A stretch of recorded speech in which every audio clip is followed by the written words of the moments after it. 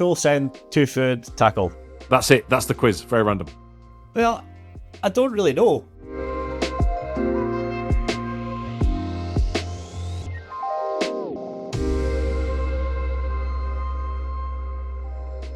Hello and welcome back to the Traxion Control Podcast, where we talk about racing games and sim racing.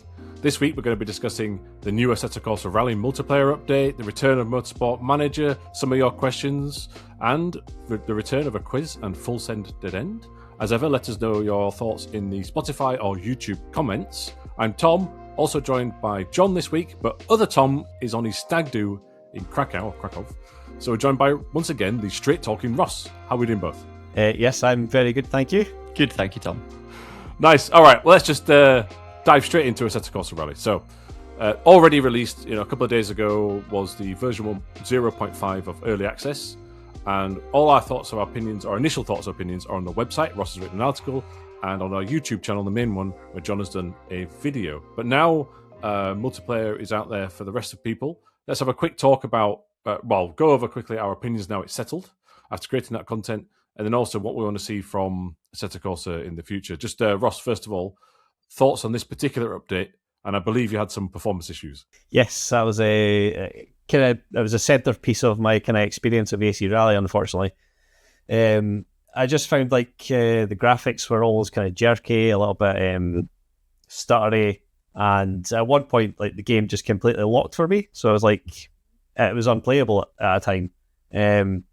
But eventually it got back working, it was okay, but there was still some underlying stutteriness, so I was a little bit disappointed by that.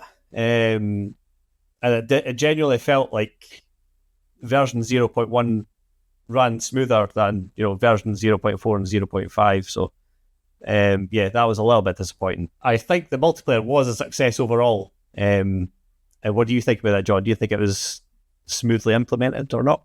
I do. I think it was very much, and we use this phrase a lot, like a dipping the toe in the water type thing. It felt like a safe launch of a single multiplayer mode that's very much testing the fundamental foundations of something going forward, rather than here's this really cool multiplayer thing. We're very excited to give you a little taste of all of these different things. And I think they did that so that they could make sure the actual on-stage action and the synchronous single-stage multiplayer stuff was actually working well. And I think on that front, it was definitely a success. I think the technology worked really well. There were some strange glitches and issues surrounding that. So, for example, my name never showed up in any of the lobbies. I don't know if that was a glitch or a setting or something, but you couldn't see that I was there. The loading didn't always happen straight away. So there were a few little issues here and there. But once you actually got onto the stage, I thought the synchronous stuff actually worked tremendously well. And you could see the split times. It was clearly in sync. And I didn't have the same performance issues you had. I did have performance issues. And I noticed after way more testing on the weekend that for me, for whatever reason, when I first launch Assetto Corsa Rally on any given day, it's pretty stuttery and the FPS is really low.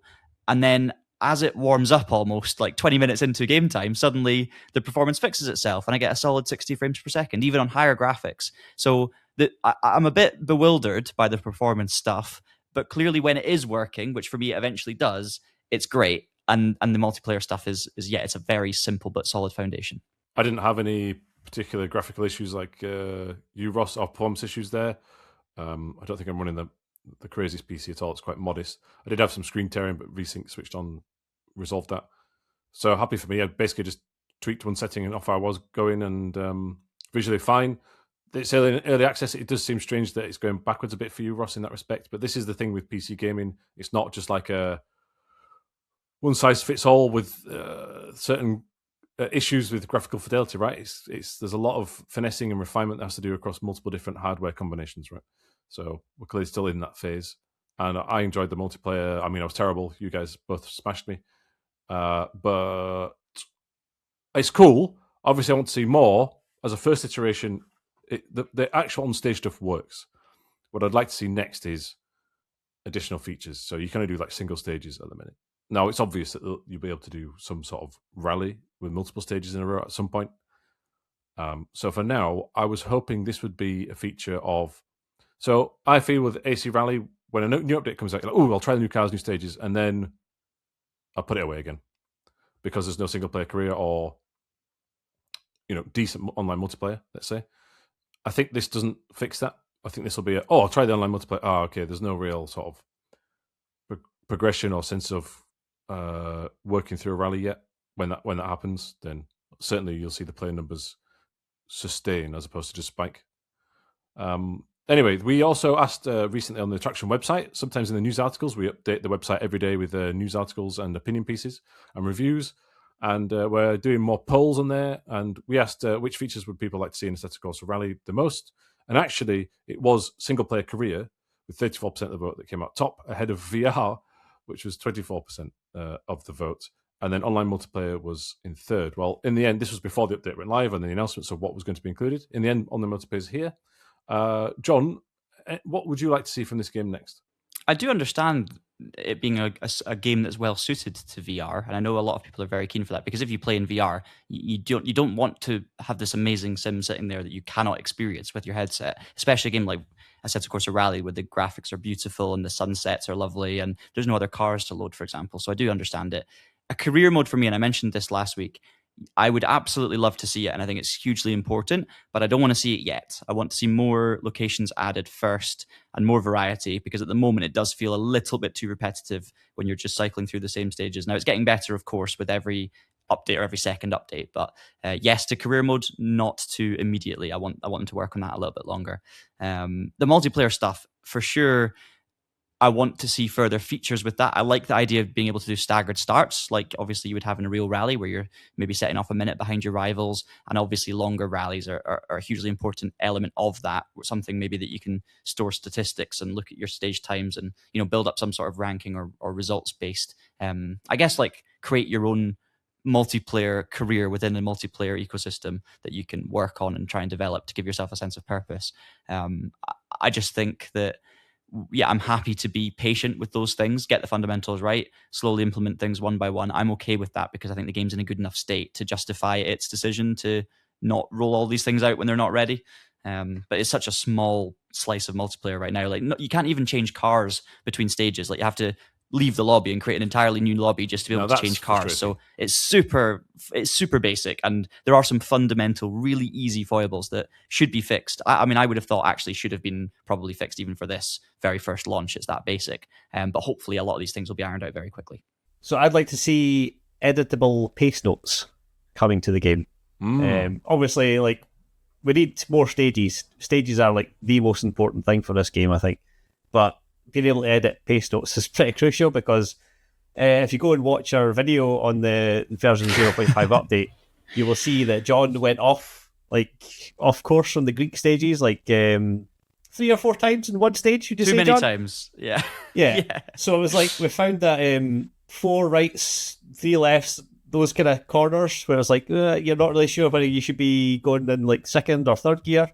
Like, those kind of corners were quite it was quite vague, like, to figure out like what sort of speed you should be doing. So if we could just figure out... I think the key there, Ross, sorry to interrupt, the key for me there is not just being able to edit pace notes, it's the fact that we both went off in the same corners. So it's not as if I was just going off in the pace notes where I was pushing too hard. It was the fact that every time we went off, or I went off, you also went off in the same corner. And that tells me, okay, either we're both making the same mistake, which definitely will happen at least once or twice, but it does tell me, okay, maybe the pace notes could do with a bit of adjusting here.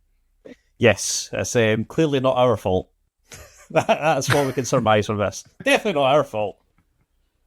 Of course. Absolutely not. Okay, well, you can find out more on Ross's opinions about the importance of online multiplayer for Assetto Corsa Rally in this week's email newsletter. So subscribe there at traxion.gg/newsletter. Before we go on to some further sim racing news, we should touch upon a big Star Wars racing game. This is Galactic Racer.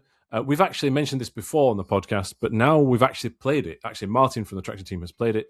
And so he's now going to explain his hands-on impressions from this game, which has, and I quote, from his preview, which you can read on the Traxion website, hints of Wipeout, Motorstorm, and Burnout.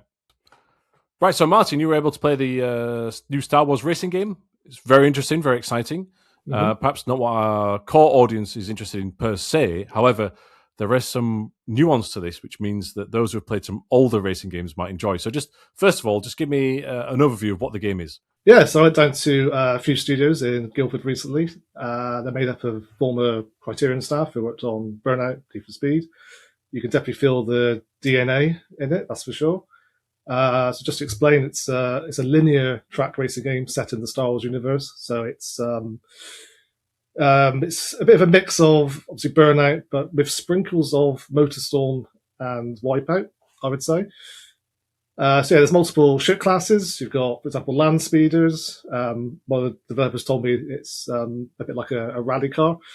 You can really feel the sense of weight I felt as well. I think with some futuristic racing games, they tend to feel quite floaty. But with this, there's a really good sense of weight I felt, especially with the land speeders. Like when you drift around the corners, you could really feel the sort of heft of the ship as it went around the corner. So that was really fun. But then contrasting that, you have, for example, the speeder bikes. Not like the ones in Return of the Jedi, but they're very fast, very agile, very nimble. So there's a lot of, you can really sense the differences between each vehicle class, which is good. So I think what I'm trying to get at is that there's quite a lot of unexpected depth to the mechanics. So for example, I alluded to Motorstorm earlier.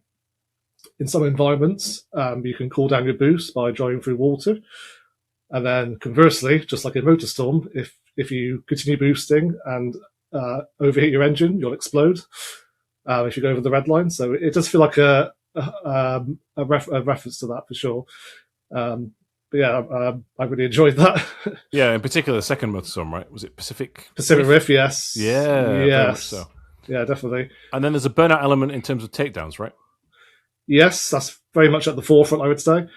I think I mentioned it in my preview, which you can read on the Traxion website. It's very much that kind of aggressive, kind of scrappy style of racing. So there's lots of combat all the time. The AI opponents were very aggressive, quite challenging as well at times, I would say. But yeah, it's got that same satisfying takedown mechanic, just like in Burnout, where you ram yourself into a nearby wall, they'll smash into loads of pieces, and then the camera will fly back in slow motion. And so I think they've really captured that. It's very much a sci-fi version of Burnout, I would say, with sprinkles of Motorstorm and Wipeout. So it's nice just to see that kind of aggressive style of racing back, I think, because like we've got very sort of clean, sanctioned racing games at the moment, like your Forza Horizons, etc. So it's nice to get that kind of more scrappy feel back, I think. I think that's a key thing and why we're looking forward to this game, because yeah, it's not licensed road cars. No, definitely not. And for some, actually, in our audience in particular, the Star Wars license might put them off. But if you're looking for this bombastic, damage-filled, explosive-filled racing game to go alongside sim racing, this could fill that void. It's just fit within Star Wars, right? I mean, are you looking forward to its release? Yeah, you could say that. I'm a massive lifelong Star Wars fan, so obviously it appeals to me. I'm also a big Burnout fan, so that also helps. But saying that, I don't think you necessarily have to be a massive Star Wars fan to enjoy it, because like I said, it has that core Burnout style racing to it that I think has been sorely missing in the genre. So I don't think you have to be a massive Star Wars fan and like know every background character in like Jabba's palace, for example, to get that much out of it. But saying that, there is also, for Star Wars nerds like me, there is also an original storyline, so that's quite appealing. It's set after Return of the Jedi and between Force Awakens, I think. So that's quite interesting.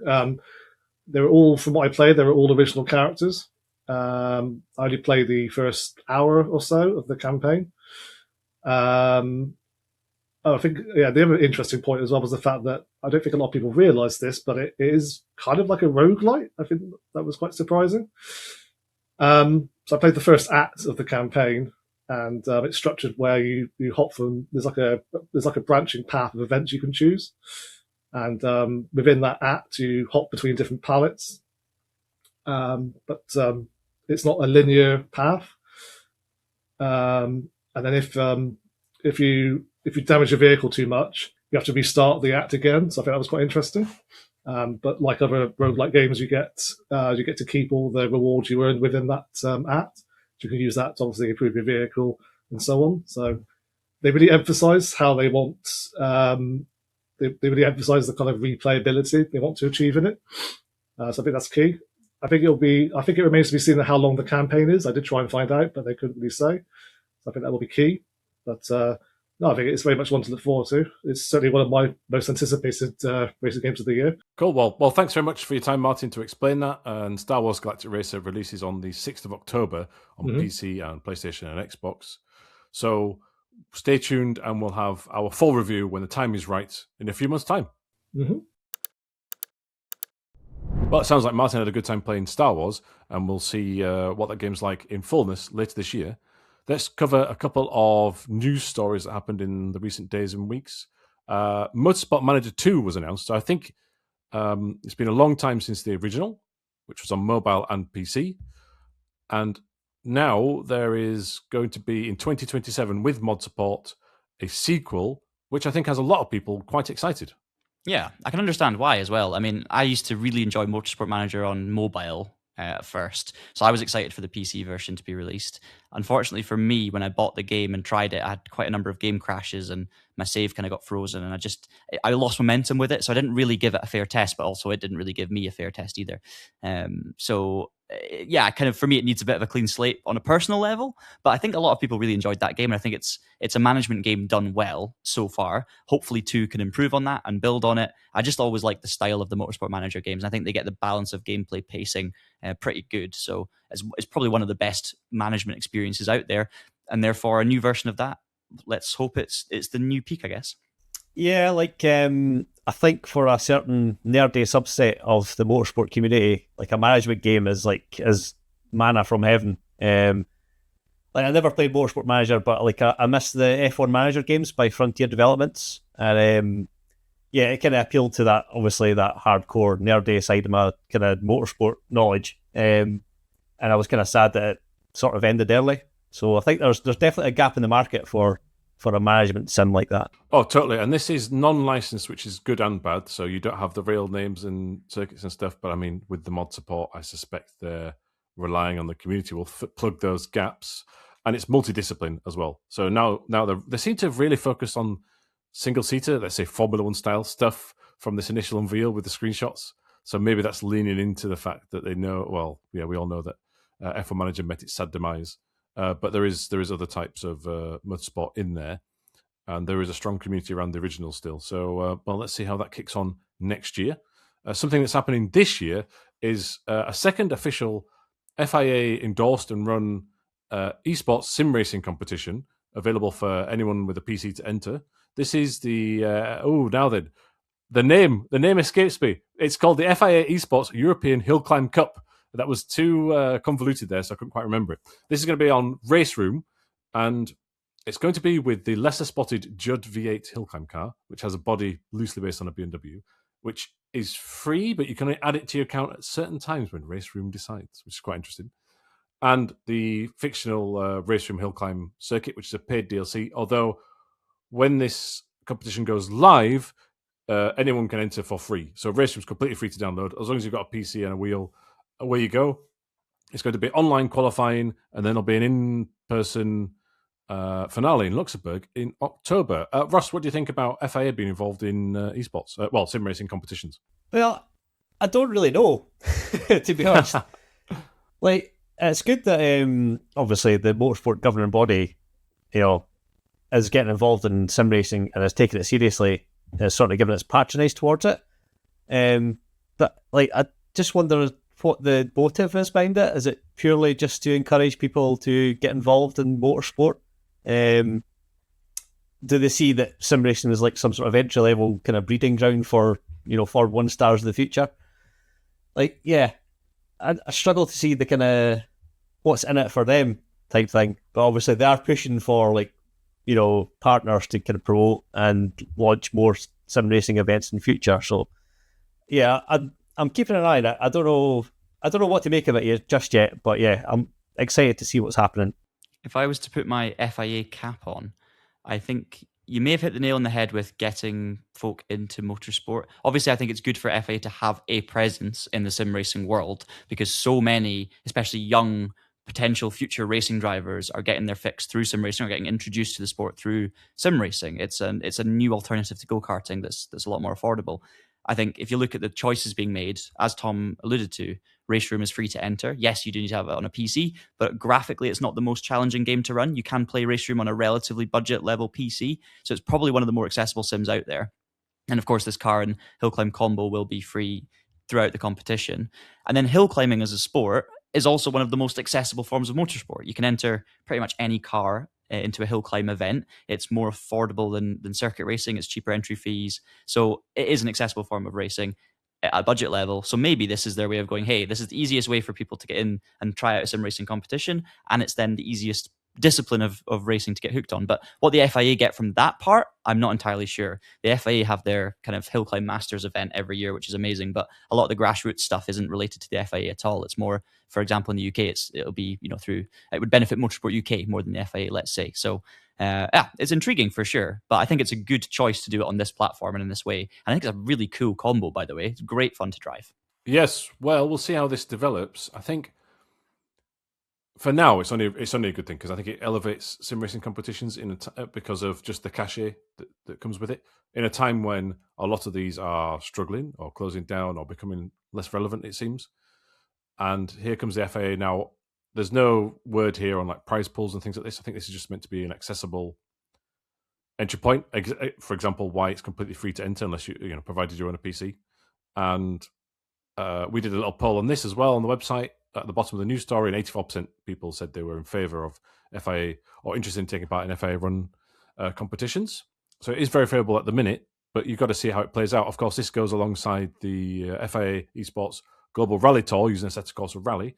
So it's two interesting initiatives this year, and we'll see how those finales go later this year. Just to add to that, Tom, as well, I mean, both of these events are time trial based, which is interesting. It's not like circuit racing competition. It's something that you can just go repetitively and keep going on that, which is cool. But I also just think that like when I was younger and more competitive in the esports sense and actually trying to take part in competitions, this would have been so far up my street, you wouldn't believe it. Having an FIA officially sanctioned competition that I could get involved in growing up. Yes, nowadays it's a bit different. I'm no longer trying to, have this impossible dream of can I go racing and do all this and do that. So it's less of a thing. But definitely when I was younger, I would have been all over this. So I think we can't overlook that element from younger folk wanting to get involved too. Oh, totally, yeah. And it's good to have something aspirational. This is certainly it. So I think so far so good. And we'll see where the FIA goes from there. And one final note on this is that this came from the World Motorsport Council meeting, the main FIA meeting where they decide the future of certain sports and new WRC rules, for example. So it's clearly been taken seriously, and that's where in Macau, and that's where the news came from. It wasn't some extra side thing that was squeezed out. So fascinating. Okay, that leads us on to full send and dead end. This is where we put across an opinion or a statement. I'll read it out. You can disagree and agree at home as well, but full send is agree and dead end is disagree, and then we're each going to discuss what we think of each statement. So we'll start with the first one. I had some little insider worry about this, so I'll explain in a minute. The re-releases for Geoff Crammond's Grand Prix games will never be released. Is that a full send or dead end? I'm going full send, by the way. John? I'll go dead end. I will also go dead end. Modern licensing practices are heavily damaging the racing game industry. Big one, that. Full send or dead end, John? We're going to go full send for that one. Full send, 2-foot, tackle. Yeah, well, I'm going full send on this one as well, but we'll hopefully have different reasons as to why we're agreeing when we go through. And the final one for this episode is the official IndyCar game won't arrive in 2026. Oh, interesting. Full send or dead end, Ross? Full send, studs up, tackle. Wow. John? You can't do that twice, Ross. You've been suspended from the first one. I'm going to go dead end for that. Yeah, I'm going to go dead end as well. But let's see. Okay, so the re-releases of Geoff Crammond's Grand Prix games will never be released. Now, this was announced last year, 2025, that the four Geoff Crammond Grand Prix simulation games, which were previously on PC, you can no longer buy them new, although they're readily available, I'm told, on abandonware websites, for example, and people are still playing and modding them. However, they were seminal at the time. They were officially licensed through Formula One. The people who own Microprose, which is a very different company these days to what it was in the past, announced that these are going to come back on Steam, and there are Steam landing pages, let's say, for them, but they look a bit dodgy. So what did you say to this one, John? So I went dead end for this because I do believe it will be released. I have no reason to believe that this game won't be released, right? Obviously, things can happen and things get cancelled or delayed, but I'm going to go glass half full with my approach because, until proven otherwise, they've said it's happening. I'm just going to have confidence in that. Fair. Okay, well, with that in mind, we tried reaching out to Microprose this week, and the email response was, this email address no longer exists. The inbox is full, and your message has been deleted. I love how you chose to withhold that information from me until after I had submitted my answer. Yeah. Thank you for that, Tom. Very much appreciated. Ross, get your 2-footed challenges out again. Yeah, like I can't see why it wouldn't be released, because obviously they showed it off, and it's pretty clear that there's not going to be licensing issues, is there? Because all the cars are unlicensed, they've got fake sponsors. The Formula 1 license is not there as well. So, like, I mean, the bigger question for me is, should it be released? No, probably not, because you can just get like a modified version of Grand Prix 4, and it's got more features. Like, even the screenshots we saw on Steam were like 4:3 aspect ratio. So it's like, I think it will be work released. with your hardware though. The hardware issue though is a thing for me, because I never got Grand Prix 4 working with my fancy hardware. Maybe I didn't download the right mods, I'm not sure. But if that was plug and play and it was the same game but it worked with my wheel out of the box, then yes, I disagree. I want it to be released. So yes, the last time I tried Grand Prix 4, I don't think I got it working properly with my wheel and pedals. So if the re-releases have that, great. But the fact that they've missed some like stuff that's been added by mods, that's quite clear to see already. Like, it's doubtful that I think it will be a seamless experience. So, okay. So I'm going to be a bit of an idiot here and sort of ruin the format a little bit. Maybe they will still release, but and obviously, personal thing of trying to get hold of someone to confirm this is proving very challenging. It's very strange from that company. But we said at the time, and now 6 months later, 7 months later, with radio silence, it looks even worse. The stall listings are weird. The images have they been modified by AI? Some of the sponsors are still left in those screenshots.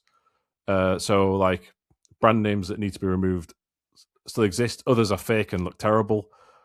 And I have a real skepticism as to whether or not they'll update this with functionality, native support for modern wheels. If they do that, I think it is worth the time to develop that, and I think they'll sell these as legitimate, like non-downloaded things, supporting some company who's bought the rights to those games, and they can enhance them and go for it.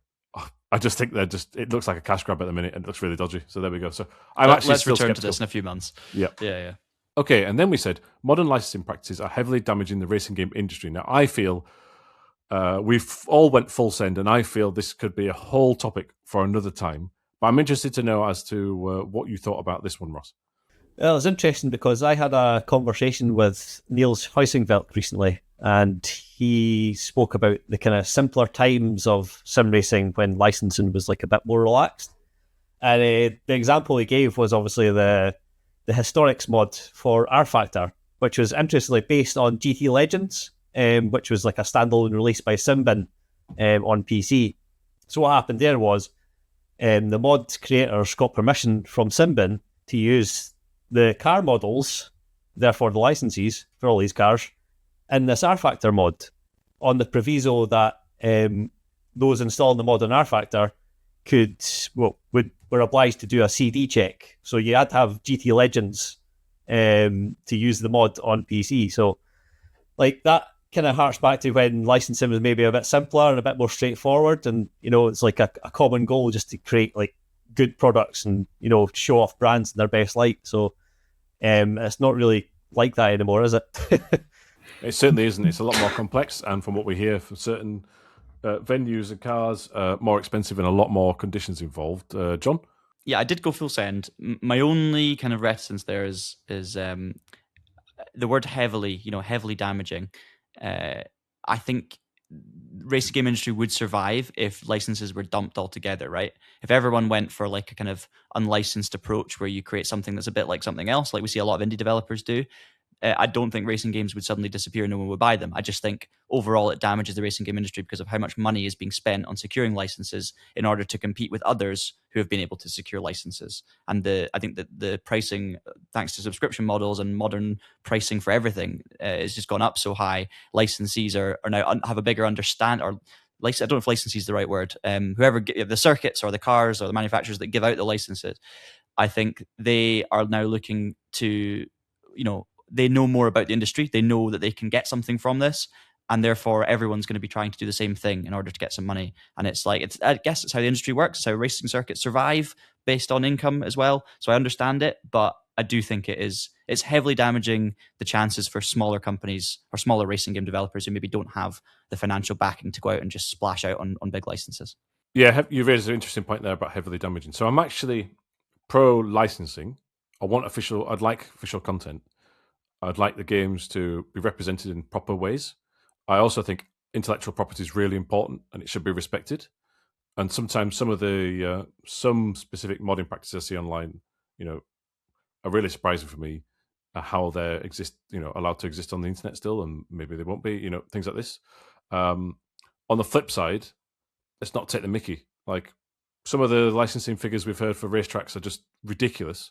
And if you're wondering, you're on at a developer, oh, why haven't you got this track? Why haven't you got that track? Well, there's probably a cost behind that before you've even started laser scanning or recreating the circuit, paying people's time and money to make the buildings at the side of the track and making sure it's accurate and the AI works in it. All the regular development expenses come after in racing games, generally speaking, unless it's fictional content, a paid for license. Some of those are well into six figures for a circuit. Some of them are per year. So no matter what, if the game is on sale, you have to pay the same licensing fee each year. Your revenue might be down for game sales or DLC sales each year, or you might have to sell it at a discount. So some of the practices are heavily damaging the racing game industry. The existence of needing a license doesn't, but it's getting way out of hand in some instances at the minute. And maybe one day we'll write a piece about that, but it's kind of I don't want to get into legal issues either. But some of the figures we hear are just absolutely mental and ridiculous. So moving on to, a licensed product, the IndyCar game. Will it arrive or won't it arrive in 2026? Ross, when do you think it will arrive?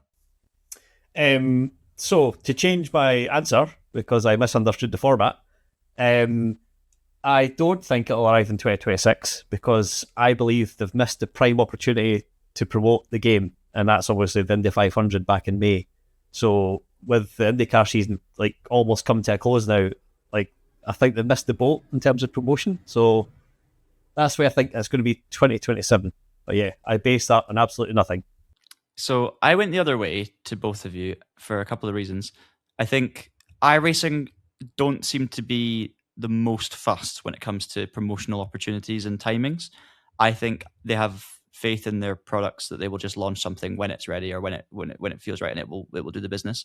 Maybe that's a bit unfair of me, but I just think that they also don't tend to do a massive lead up to these console game releases that we've seen. So generally speaking, some games will announce themselves and then 3 years, 3 years of teasers and trailers and drip feeding information later, the game will arrive. Whereas I could see iRacing studios coming up with an announcement in August to say the game is launching in September or October. So I don't think they necessarily give themselves a big lead in, which is why I think they're going to still release this game this year, like was the initial plan. Although, would I be shocked if it ended up being delayed to 2027? No, I wouldn't. But that's what I'd be going for. Yeah, it's interesting. We're not basing on this on anything other than gut feel. So the NASCAR game was announced in June for a September release. Is that 3 months, effectively? So you'd have to announce, in July this month for October? So if it's after October, then you're up against Grand Theft Auto, and then December's maybe a bit too late. So then it has to be next year, I think. And then do you release it at the start of the season with last year's grid? Not sure you do. So then if you push it to 2027, do you have to then wait until March or April with the 27 grid? So there's that. There's the scheduling going on there. I would prefer that if it means getting the game in a better state. They've been working on this a couple of years already, by the sound of things. The one big fly in the ointment is, of course, there was a last-minute announcement of another new track by the president, wasn't there? Washington Street Circuit. So they'd have to make 3 all-new tracks at least, I think, this year. And that's no small undertaking when they're committed to laser scans. So again, if there is this year, they would have to potentially, not have to, but I'll be interested to know if they want to release a game without all the circuits as well, which would be controversial for an official sports game. But then again, iRacing has precedent because NASCAR 25 did not have Mexico, and the World of Outlaws games. This has been swept under the carpet by most people. Official game of the World of Outlaws series did not launch with anywhere near the full tracks, and some of the tracks were DLC for that season's calendar. So, I'm going to say I think it's going to be still this year, and we'll be surprised. But let's find out. And we'll move on now for the quiz. A couple of quick questions. Again, listeners, play along. But I've sprung this upon John and Ross and myself, really. So the questions are a bit weak this time. But anyway, Furious Angels by Rob Duggan. This is a piece of music. It's part of the Matrix Reloaded soundtrack. It was also the theme tune to which noughties PC simulation game? Write your answers down now. Can I hear a 5-second clip of this music, please? No. It's very sort of trip-hop / film score. Rob Duggan. He did some other songs around the Matrix. And it's Naughty's game. Naughty's PC simulation game. Okay. It was the theme song. When you booted the game, there was a little video with this music. This question was submitted by Adam. Okay, we'll move on to the next one. You don't have much time to think there. When was the first Motorsport Manager released on PC? I'm looking for a year, please. It came out on mobile 2 years before this year. This year. Right. That's it. That's the quiz. Very random.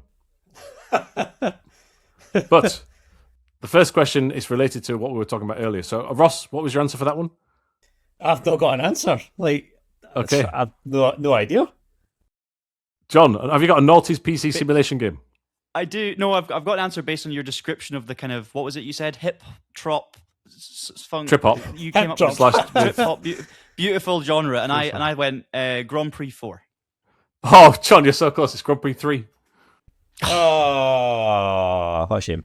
Commiserations.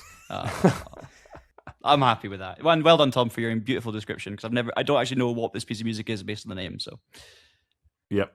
We'll avoid music questions going forward. Sorry, Adam. When was the first Motorsport Manager released on PC? Give me a year, John. 2019. Give me a year, Ross. I also said 2019. 2016. It's 10 years. Oh, wow. 0 points all round. 2016. Yeah. 2014 on mobile. Yeah. Wild. Wow. Right, let's go to some community questions. As ever, in the Traxion Discord, that's traxion.gg/Discord, there's a podcast area. Put some comments in there. There's also, you can comment on the Traxion Control Podcast YouTube channel, which you can also subscribe to, and on Spotify. Follow, like, subscribe on there. Apple Podcasts, Pocket Casts, your favorite podcast service. We appreciate the listens and the comments. Okay, Mike Sanabia, apologies for the pronunciation there. He just talks generally about the Dirt 3 campaign was highly underrated, and something similar to that in AC Rally would be awesome. Yep, I agree with that, although there's a slight tonal shift with AC Rally, but something similar in terms of progression, great. But here's a question. Secondly, how any racing games ship without VR support nowadays is sacrilege to me. So, do we think that every racing game should have VR support? I mean, most do on PC, right? Anyway. I don't think it's sacrilege. I think we've talked about this before in other terms, but I've said that I think VR is something that less than half of the players, significantly less than half the players, will actually utilize. So therefore, there has to be priorities in other areas, and you have to spend your resources somewhere, right? You have to. Everything's a compromise. You can't. Everything you spend on VR, you're taking away from somewhere else in the game, arguably. So I think it's okay that it can ship without VR. It's good to have plans for VR, and it would be better to have VR. But it's very easy for me to say that when I'm not a regular VR user. And if Mike is a regular VR user, it is sacrilege, because then you can't experience what is one of the best rally experiences out there. So I understand the anger or frustration if you are a VR user. Yes, I agree with that. Most players don't use a VR headset. So, you've got to concentrate on, the majority of people. So, yeah, it makes complete sense not to include VR support. So the fact we do get so many sims and games with VR support is kind of good, but it'd be nice to see more. But, again, it's all down to resources and channeling those resources to the right places.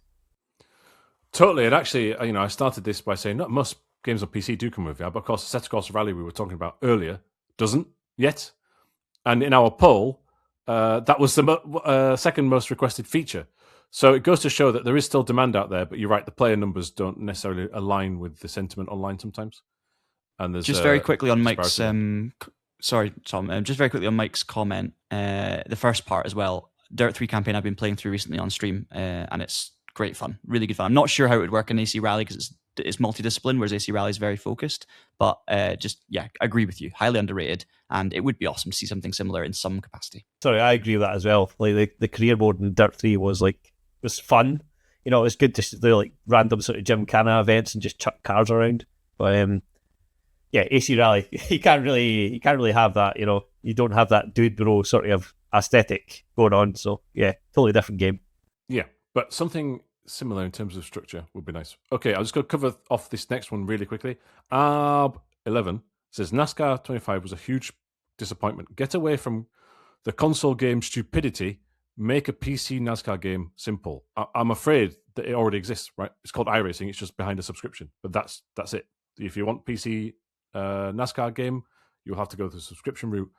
Drive on iRacing, which has the licensing rights for the official NASCAR simulation of NASCAR. All right. And then a quick one here from Noz Industry to finish off. It's a long comment, but they talk about, I'll just read it out. Let's go for it. LMU, Le Mans Ultimate, is not perfect, but it's a very polished game. And like you said, being able to focus on a single exclusive license with WEC has set great standards in terms of quality and expectations. Recently, there's a lot of rumours and speculations about a new deal coming in July, and the LMU community would love to see IMSA in LMU. Do you think adding a new license would benefit the game quality overall, or could it make it worse and less polished? I'll cover off one quick thing before we throw it to John and Ross, which is it's not a rumour that there's something coming on the 4th of July. It's confirmed that there will be something coming 4th of July. And Stephen Hood on an earnings call, and you can read about this on the Traxion website, where if you want your Le Mans Ultimate news, read there. Because he said on a public earnings call, the CEO of Motorsport Games, that the next season pass will be tracks, not in Europe. So there we go. Something is going to be announced in July. We'll find out what it's going to be, but that's a fact. It will happen. Something. Now, whether or not it's IMSA or not, we don't know. But I think the overall question here is just adding any new license to the game. Would it denigrate the experience because they're laser focused on WEC, or will it expand it? And I suppose I'm going to throw it across to Ross.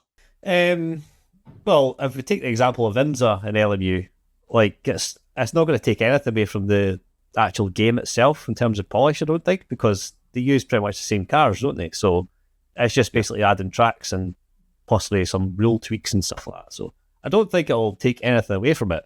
But when they said that focusing on like a single license for a game, it can work. Like that, I agree with that because you got ACC, and that was like GT World Challenge sort of simulator. So, and that was obviously massively popular. So that just shows you what you can do when you have that kind of laser focus on one series. I think if you were to add a new license before the game was polished, then you could make the argument that it's going to take away from some potential polish. I think once the game's already in a good enough state, and I think Le Mans Ultimate's almost, but there's definitely still question marks, but it is solid enough for a lot of players to have a really good time with it, despite the issues that others are having. So I think in that situation, absolutely no problem adding new licenses, new content. As Ross said, if it was something like IMSA, the cars would be less of an issue. Maybe you need a new tire or tire model to do something like that, but the cars in general are very similar.